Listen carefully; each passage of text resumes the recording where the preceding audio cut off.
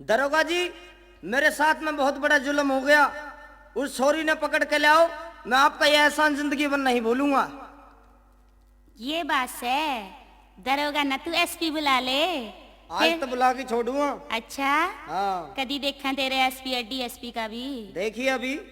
अच्छा, हाँ, मेरी बात सुन ले। कह दे। हम वो नहीं जो प्यार में जिंदगी रोकर गुजार दें, परछाई हो तेरे जैसे की तो छोरे ठोकर पे मार दें। अच्छा, हाँ। अपने गांव की ईख में 67 के गांडे चूकता हूँ। अच्छा, अपने गांव की ईख में 67 के गांडे चूकता हूँ। जा जा निकल। छोरी जब ईख में नहीं मिलती तो बाजरे के खेत में ढूंढता हूँ। ओए